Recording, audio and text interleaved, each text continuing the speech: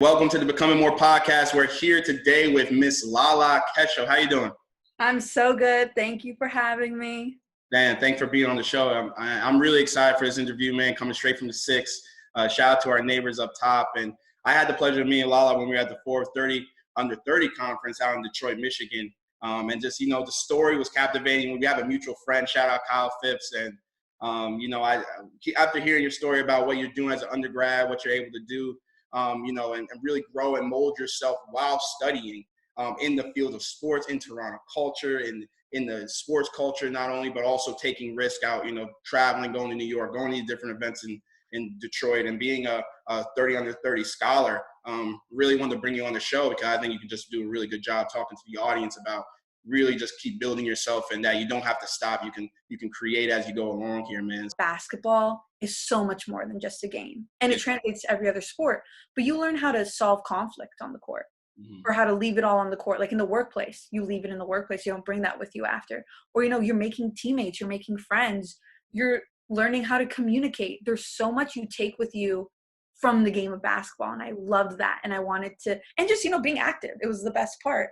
In elementary school, just 6th, 7th, 8th grade, I met so many people from other schools around me that I'm still friends with just through basketball. Yeah. They'll still see my sister and I and be like, Twin Towers. Like it's like we're 22 now and we're height. You guys caught up to us. We always focus on being the Michael Jordan when you need to be stopped. It's okay to be a Scottie Pippen. It's okay to be a Dennis Rodman. It's okay to be a Steve Kerr. It's okay to be a Phil Jackson. You're still a huge piece to the puzzle.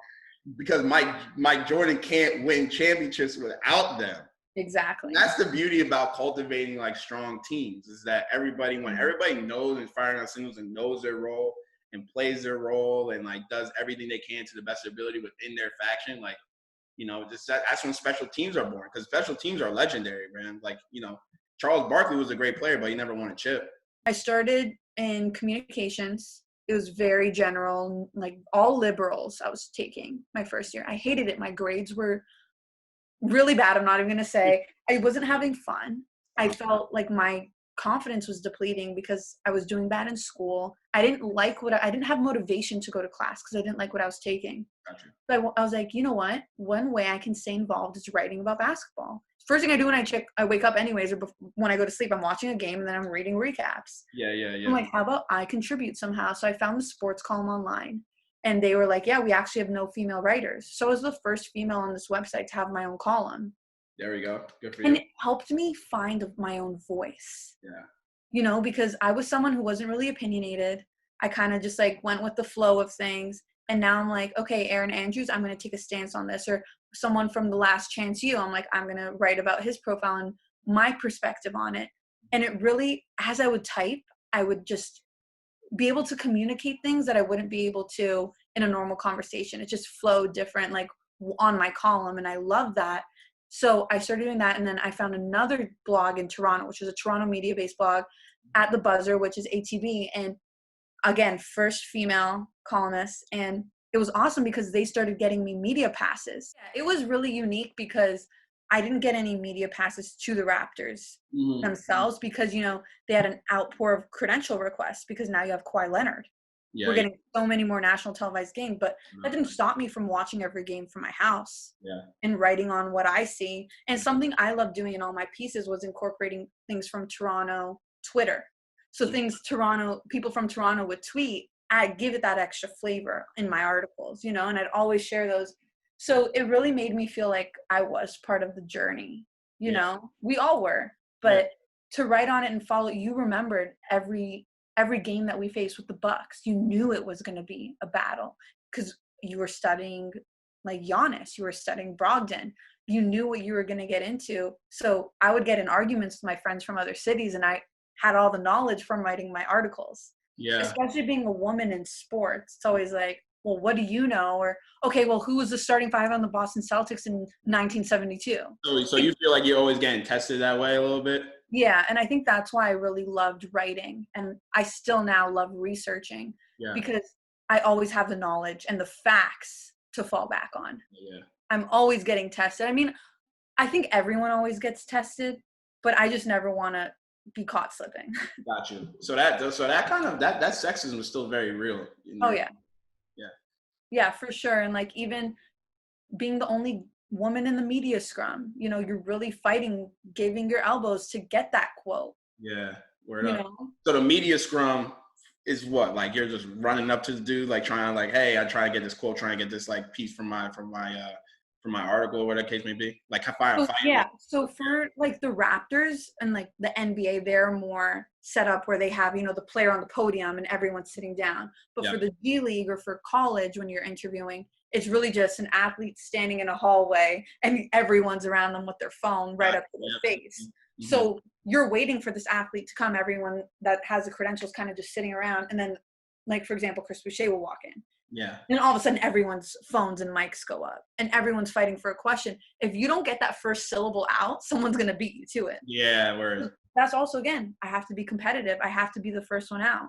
Yeah, yeah, and that's just part of the hustle, and that all stems back from that whole drive. I mean, even I recognize it now too. With what I'm doing, it's like always competition, no matter Oh, what. I'm always trying to, be the best, try to get the best, try to iterate, trying to so process driven. Trying to just constantly work at what now is my craft. Throughout whatever I'm doing now within my life, but it all stems and falls back from those lessons you learned from being an athlete. absolutely. I'm leaning into what we were talking about with networking. You know, Yeah. out like the communities. I always talk about leaving communities better than the way you found them, right? Leaving teams, universities, ultimately your city, and then ultimately, hopefully, the world better because you were a part of it, right? So Mm-hmm. that's really the main focus, the main takeaway is those relationships that you built that you're kind of talking And networking is everything in any industry. You have to know the right people, on there. Okay. and you have to know how to talk and how to sell yourself and just know what you're getting into. So my cousin told me about this Armenian networking internship in the summer. They have 36 Armenians from all over the world go to New York, Boston, Armenia, and Paris. I applied to go to New York. You live in the New York dorms. It was a Yep. huge interview process, big application. You had to write an essay, and I got in. But the problem was the Armenian networking, they didn't really have anyone Armenian working in sports. Mm-hmm. Armenian culture is very jewelry based or doctor, dentistry. Okay. So for me, they didn't have anywhere. I'm moving there in June and I have no placement yet. Yeah. They end up getting me a public relations and communications internship with the MedNet, which was an amazing opportunity, but they're an oncologist, so a tech-based medical company. Yeah. Uh-huh. And I'm like, oh my God, I stopped taking science in the 10th grade. Not What quite, am not I quite in the avenue. doing? Yeah. I know how to write, but I know how to write sports. So now it's kind of reteaching myself everything. Turns out my boss used to do software engineering at MLB. Okay. So that also goes back to networking. You have no idea who you're going to meet that has connections somewhere to help you. For the New York Times to cover this company, the MedNet, or for the MedNet to be on an oncologist podcast because of me. Yeah. That was so rewarding. And I loved that. And it really taught me to love reaching out to people and branding. I love that public relations stuff. Kind of took me away from communications and writing. Mm-hmm. Because I love the branding and reaching out to people, connecting with people. That human interaction means so much to me in cultivating those relationships. Yeah. So it's like, I think I want to take a career in this. And I see Cassidy Hubbarth from ESPN and Doris Burke. Oh, Doris. Doris is the epitome of woman in sports. She is the end all be all. She is it. Yeah. Here I am sitting back against the furthest wall in the arena, and I see Doris down there. Yeah. Like, there's no way I'm leaving this place without meeting Doris. Yeah. This was also 2 weeks after that Las Vegas Mandalay Bay shooting. Oh, I'm like, how do I get down there? I know security's extra crazy right now. Yeah. My dad's a lot like me, where he's like, if you want something, you're going to make it happen. Yeah, we're not. Like, we're going to make it happen. So he's like, just follow me after the game. We go from the 300s down to like the lower bowl. Yeah. And we're just walking. No one's stopping us. No one's asking for tickets. Everyone's going the opposite way, and we're going down towards the court. About 9 rows down, they stop us, and my dad yells. He's like, what's their name? What's their name? I'm like, Doris and Cassidy. And he goes, yeah. Cassidy. And she turns around. She's like, oh, 1 second. And she comes up to me. Wow. Hi. So I just spew everything. I'm like, I'm a student at Ryerson studying sports. What advice do you have for me? For 2 minutes, she stood there talking to me, giving me advice. Awesome. And then she goes, have you met Doris? Come here. I want you to meet Doris. Takes my hand like we're best friends. And I'm freaking out. 1, I'm holding hands with Cassidy. 2, I'm about to meet Doris Burke. Like, this is just such a surreal moment for me. I've looked up to these two forever. Yeah. like, I got into sports, and Doris was talking to someone, so I'm standing there with Cassidy. Doris comes up to me like this. I'll never forget her hand on her chin. Wow. So what do? She was interviewing me. I was like, what is happening right now? But in my head, I had planned this conversation out. Yeah, yeah. Because I've always wanted to meet her. As I'm talking, she takes a piece of her note with her game notes, rips it off and writes her email and gives it to me. Wow. And she said, even if I don't respond, keep emailing me. And then my dad was like, can I get a picture of you guys? So I posed for a picture with them. There you go. And to me, that like Kawhi shot. I just met my idol. Yeah. I can do this. Yeah, yeah. She believes in me. Yeah, yeah. I can believe in myself. Yeah. That's when I realized the strength of networking and being yourself. Yeah. You can't network and pretend to be someone you're not. Kind of stay on the sports tone. And something I've kind of adopted myself is just this notion of why not? Like, what do I got to lose? You know what I'm saying? Like, you go down, like, you go down and try to meet Doris Burke. What do you got to lose, right? Doris Burke tells you to go jump in the lake or some shit, and then now you're back to the same place you were before. You lost nothing, but you have everything to gain. Thank you. That's my life motto. I'd rather have an oh well than a what if.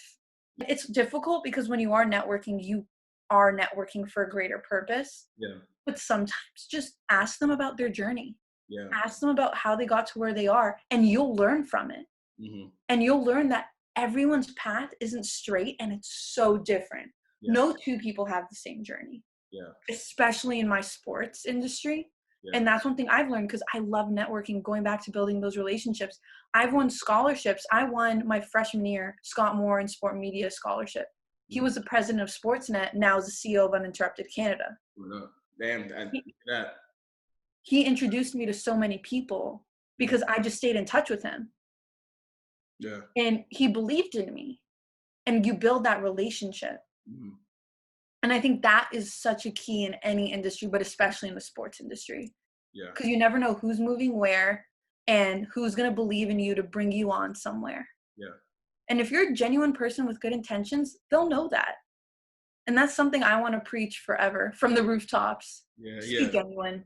Yeah. People will be able to tell if you have ill, selfish intentions. Yeah, people can see the fakeness too. And sometimes even going back to that point where you talk about the young lady asking you, all right, how do I ask him for opportunity without asking for opportunity? Well, first it's about building rapport, right? Yes. Build rapport. You gotta, and what you learn kind of doing, business and other things. It's about that first meeting, that first encounter, just being about getting the next meeting. You know what I mean? And then you build that rapport up with that person in a way in which now it becomes, more of a relationship where, well, let me do something nice for this person. Let me help them out. They learn that you love sports. They learn that you guys are in the same industry. Through conversation, you kind of figure out what each other likes and you share your background and story. And maybe you go across and be like, yo, I've been watching your career for a long time. I've always really appreciated what you've done. Oh man, I really appreciate that. I got this opportunity over here. I got this or whatever case may be. So it's not even necessarily about meeting and being like, yo, put me on off rip. Yes. It's about rapport building. It's about being patient, right? Understanding the process. Exactly. You can't just wait and think something's going to happen. Like you said, we're selling ourselves. We're branding ourselves, our online profile, our Twitter, our LinkedIn, our Instagram. So easy for recruiters or someone to see it. But we have to brand ourselves correctly and strategically. Right. But also we have to be able to put ourselves out there in the first place.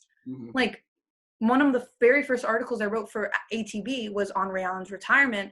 And I tagged him and I sent it to him in direct messages. Yeah. And he responded and he wished me good luck on my career. What if I never put it out there? What if I just never messaged him? There it is. Who knows if he actually read it, but he saw it. Like you saw it, yeah. Sometimes we need reassurance, like you're doing the right thing or you're on a great path. Yeah. To be recognized for my project from Forbes was a moment I'll never forget. And those 4 days at the conference was unbelievable. I was one of 2 Canadian students there. I met so many different students from schools I would have never met if it wasn't for this conference. And the best part, I got to hear from 4 executives from all the 4 major sports in Detroit. They had a panel. Those 4 days were life-changing. And from then I realized I really want to do something special and just keep on this path. And build relationships and do what makes me happy.